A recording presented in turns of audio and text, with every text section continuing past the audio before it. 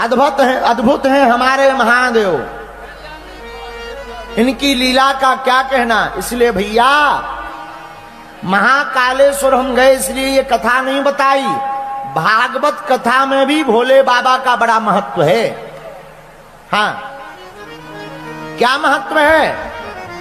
भागवत कथा के वक्ता श्री सुखदेव जी महाराज इन्हीं का ही रूप है। बोलो हर हर महादेव। जब वेद व्यास जी ने भगवान शंकर की तपस्या की तो भगवान शंकर ने वरदान देते हुए कहा, जाओ हम तुम्हारे घर पर संतति रूप में आवेंगे और श्रीमद् भागवत महापुराण का प्रचार करेंगे। कल जब श्रीमद् भागवत महापुराण की कल की कथा में रचना हो गई तो श्री व्यास जी के मन में विचार आया, अब इसका प्रचार कौन करेगा। देखो भैया, बनाना सरल है पर दुनिया तक पहुंचाना बड़ा कठिन है। बोलो जय सिया राम। जोर से बोल दो, और जोर से बोल दो, जरा और जोर से बोलो।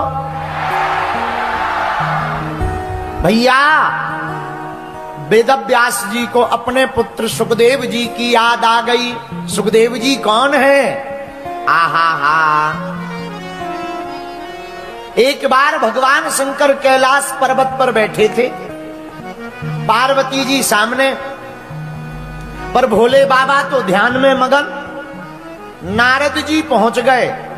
कौन पहुंच गया? नारद जी।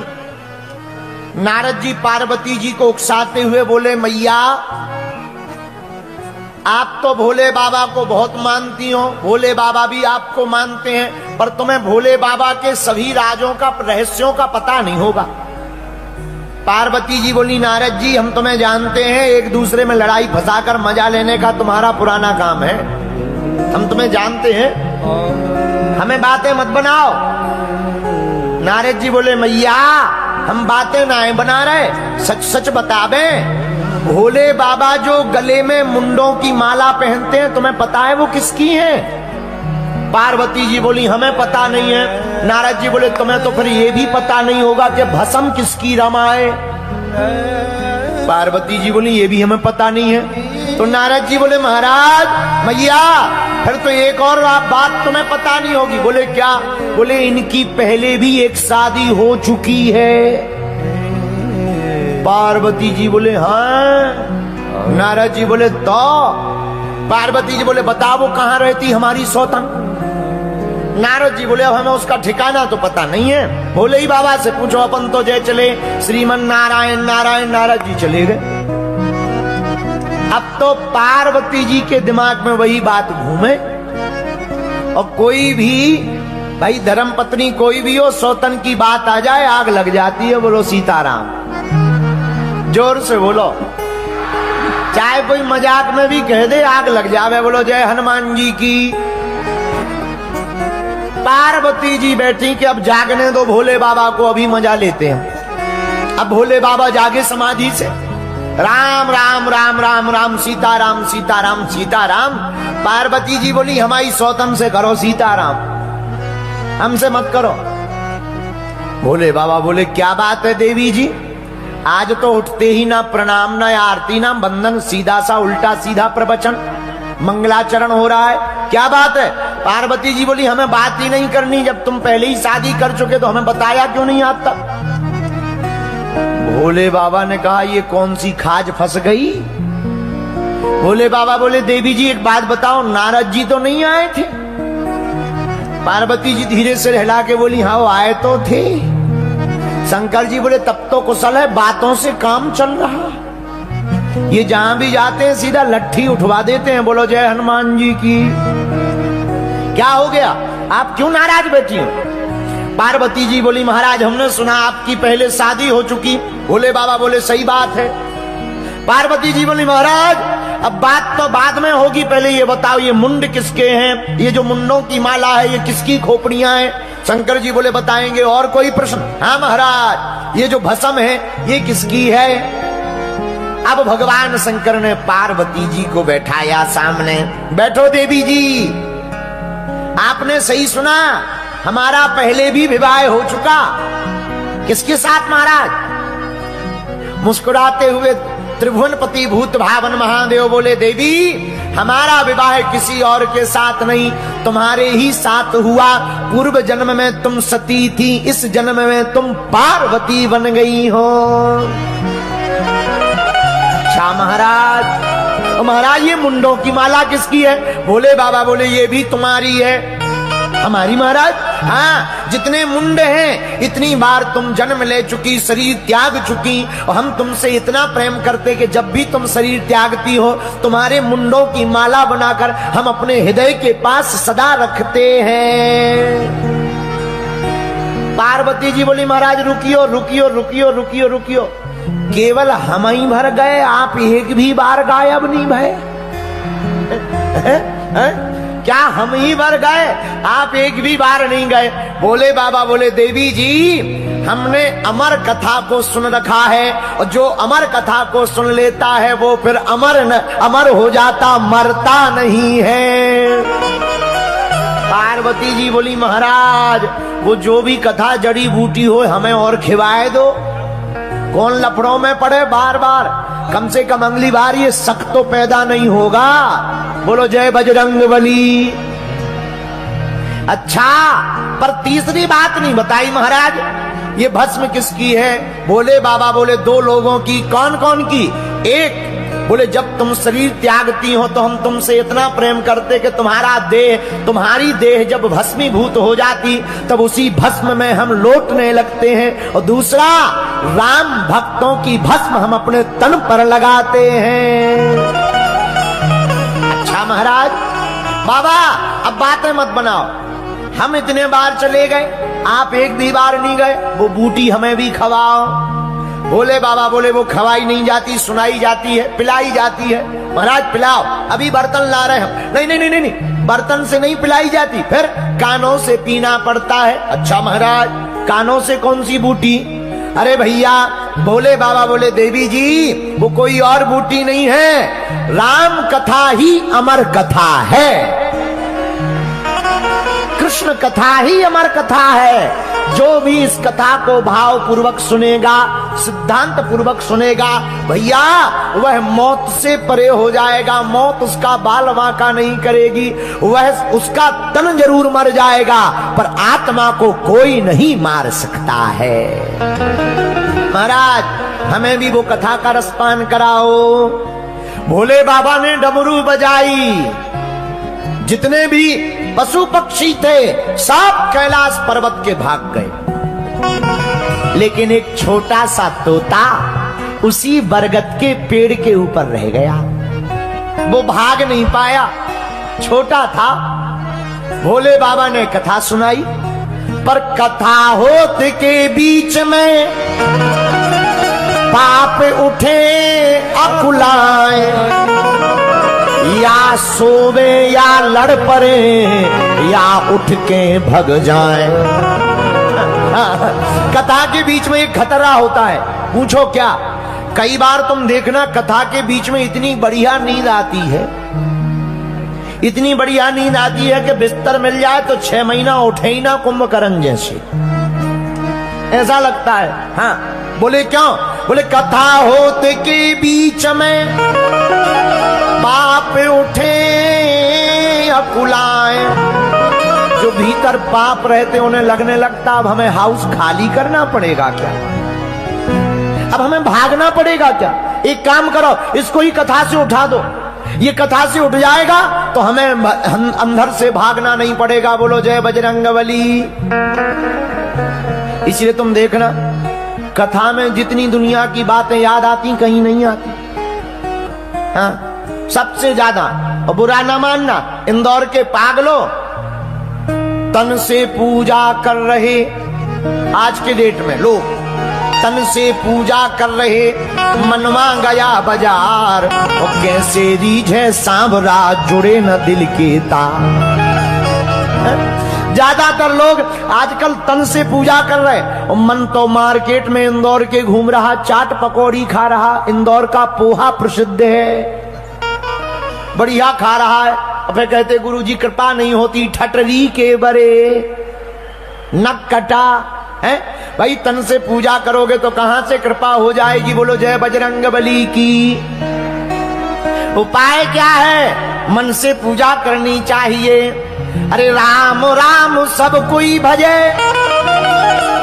पर दशरथ कहे न कोई, और जो एक बार दशरथ कहे कोटि यज्ञ फल हो। अच्छा ये दशरथ क्या है? दशरथ, दशरथ, ये दशरथ क्या है? दशरथ कोई आदमी नहीं है, 10 रथ हैं और 10 रथों के ऊपर बैठा है मन, जो अपनी 10 इंद्रियों के ऊपर रूपी मन से बोलता है राम राम, उसी को एक बार के राम कहने में ही करोड़ यज्ञ समान फल प्राप्त हो जाता है। बोलो सीताराम। अरे जोर से बोलो,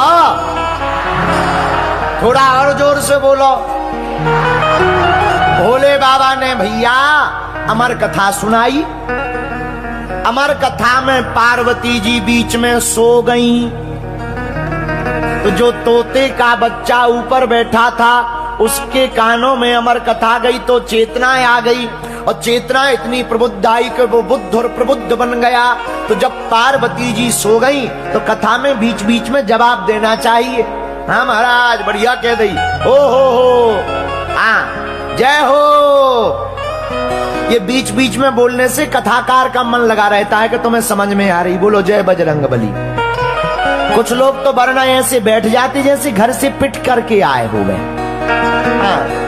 हाँ, घर से पिट करके आए हो अपनी, बिल्कुल यहाँ पर बिल्कुल आराम करने आए। एक आदमी हमें मिला, हमका एक बात बताओ तुम कथा में क्यों इतनी ज्यादा क्यों कथा में जाते हो? बोले घर में 3 घंटा कम से कम बच तो जाते। हमका मतलब है, बोले घर में रहो सो पत्नी की बातें सुननी पड़ती, कम से कम पत्नी से तुम ठीक हो गुरुजी। बताइए, बाद में पता लगा वो भी मूसा खेड़ी का था। बोलो सीताराम सीताराम। तो भोले बाबा ने कथा सुनाई, वह सुख यानी तो तोता बीच बीच में जवाब देने लगा। जब बीच बीच में जवाब देने लगा, ओ हो कहते अमर कथा शिव शंकर भोले दानी, हुंकारी भरे माता पार्वती। पार्वती जी हुंकार भरती नहीं, पर मध्य में ही वह जब पार्वती जी सो गई तो तोता ने हुंकार भरी। जब कथा पूरी हो गई और कथा विराम हुई तो भोले बाबा ने पार्वती जी से पूछा, कहो देवी जी कथा सुनी? हाँ महाराज। अच्छा पूरी सुनी? हाँ महाराज। सुनाओ हमने क्या क्या सुनाया? तो जहां तक उन्होंने सुनी थी सो तो पार्वती जी ने बढ़िया सुना दी। जहां से सो गई थी वहां से ही वो भोपाल सागर की रास्ते चलने लगी। भोले बाबा बोले देवी जी गड़बड़ है, लगता है तुम सो गई थी। धीरे से पार्वती जी बोली, जी महाराज पर एक बात बताओ, हुंकार किसने भरी? आहा हा। जब भोले बाबा ने धरी ध्यान, देखो भोले बाबा जैसे ही ध्यान धर करके देखा, कौन है जिसने हमारी अमर कथा को सुना? तो कोई ऊपर तोता दिखाई पड़ा, हाथ में त्रिशूल भोले बाबा ने लिया। दंडत करन हेतु शिव दौड़े, झट त्रिशूल कर धार्यो। दंडत करने के लिए त्रिशूल हाथ में लिया, हम मार देंगे। तुमने हमारी कथा चोरी से सुन ली है। वो तोता प्राण बचा करके भागा, बड़ी दूर तक भागा। आगे आगे तोता, पीछे पीछे शंकर जी। इनका नाम ही है भोले बाबा। पीछे पीछे भोले बाबा, आगे आगे तोता। वो तोता भागता भागता कहीं जगह नहीं मिली तो वेद व्यास जी की पत्नी धान फटक रही थी। धान, उसी समय उनको जमुहाई आई, और जैसे ही जमुहाई आई वह छोटा सा तोते का बच्चा मुख के द्वारा उन वेद व्यास जी की पत्नी के पेट में चला गया। अब भोले बाबा आए त्रिशूल लेकर के, वेद व्यास जी से बोले, हे महाराज तुम्हारे घर में हमारा दुश्मन घुस गया है, भेजो उसे बाहर। वेदव्यास जी बोले महाराज आपका कौन शत्रु? बोले बाबा बोले एक चोर है, चोर, उसने हमारी कथा चुरा ली। तो वेदव्यास जी बोले महाराज जी कौन सी कथा? अमर कथा, उसने हमारी अमर कथा सुन ली। वेदव्यास जी बोले बाबा अब उसका करोगे क्या? बोले बाबा बोले त्रिशूल मार करके मारेंगे। वेदव्यास जी बोले ले तुम भोले के भोले ही रहे पक्के। बोले क्यों? बोले जब उसने अमर कथा सुन ली तो अमर कथा का फल क्या है? वो कभी मरेगा नहीं, जब मरेगा नहीं तो तुम्हारे त्रिशूल से कैसे मर जाएगा? तब भोले बाबा को याद आया, अरे राम राम राम राम राम राम राम राम, अब तो भैया हम जे चले। भोले बाबा चले गए, 12 वर्ष तक रहे माता जी की कोख में। 12 वर्ष बाद वेदव्यास जी ने कहा भैया जो भी हो सो बाहर आ जाओ। तो भीतर से आवाज आई, पिताजी हम बाहर आएंगे, तुम हमें लफड़े में फंसा दोगे, शादी करवा दोगे, गृहस्थ में पढ़वा दोगे, हमें प्रपंच में पढ़ना नहीं। वेदव्यास जी बोले चिंता मत करो, हमको मोह नहीं सताएगा, तुम बाहर आओ। बोलो जय बजरंग बली। अब 12 वर्ष बाद जब वेदव्यास जी की धर्म पत्नी के कोख से वह प्रकट भय तो कोई और नहीं, भागवत की महिमा को जन जन तक पहुंचाने वाले परमहंस श्री सुखदेव जी महाराज प्रकट हो गए हैं। बोलो सुखदेव भगवान की जय हो। अब भैया जैसे ही प्रकट भय तो वेदव्यास जी महाराज 12 वर्ष गर्भ में रहे आश्वासन प्रभु से पाए। तो महीना व्यापे माया कब हूं सुन के बाहर आई। आपको जो है माया नहीं सताएगी। जब 12 वर्ष बाद प्रकट भय तो जन्मते ही सुखदेव जी महाराज ने घर छोड़ दिया और घर छोड़ करके वन में आ गए। वेदव्यास जी कुछ देर तक तो दूर दूर तक पीछे पीछे गए। यम प्रभजन्तमनुपेतम पेति कृत्यम द्वैपायनो विरह कातर्या पुत्रेति तन्मयतया तर्वो विनेदु सर्वभूते हृदयम् मुनिमानतोऽस्मि। पुत्र के पीछे बहुत दूर तक भागे पर सुखदेव जी महाराज नहीं रुके, वन में आकर बैठ गए। पर भैया जो बालक घर छोड़कर चला गया था वही बालक भागवत भगवान की कृपा से पुनः घर आया। कैसे? जब 18,000 श्लोकों की संगता भागवत लिख दी तो व्यास जी ने अपने शिष्यों को भागवत के श्लोक सिखाए। यहां वहां जाकर श्लोक गाओ। सुंदर सुंदर मधुर मधुर श्लोक गाने लगे। जहां सुखदेव जी ध्यान कर रहे थे तो एक शिष्य ने, वेदव्यास जी के शिष्य ने श्लोक गाया, भगवान की सौंदर्य रूप के बारे में गाया। बरहा पीडम नटवर बपु कर्णयो कर्णिकारम बिभ्रतवासः कनिक कपिसम वैजयन्तीं जमालाम रंध्रान वेणोरधर सुधया पूरयन् गोप वृंदे वृंदारण्यम स्वपद रमणम प्राविशद गीति। आहा, मधुर मधुर श्लोकों का गान श्री सुखदेव जी के सन्मुख वेदव्यास जी के शिष्य ने गाया। क्या कहा? बोले बरहा पीडम नट बर बपू। कोई इतना सुंदर है, कितना सुंदर। बोले कोई सांवरा है, बड़ा प्यारा सलोना है, नंद नंदन है। भैया उनके स्वरूप का क्या कहना। पीला पीतांबर पहन रखा है, सुनहरी कोर है जिस पीतांबर की बिजली सी चमक रही है, धारण किए हुए पीतांबर है, गले में काली कामरिया बांधे हुए हैं, सिर पर मयूर पंख लगाए हुए हैं, कानों में मकराकृति के कुंडल धारण किए हुए हैं, गले में बैजंती माला धारण किए हुए हैं। श्री धाम वृंदावन में यमुना के किनारे कदम्ब के वृक्ष के नीचे ठाकुर जी खड़े हुए हैं, 3 जगह से टेढ़े हैं, हाथ में बांसुरी लिए हुए हैं, बांसुरी की मधुर मधुर तान को सुना रहे हैं।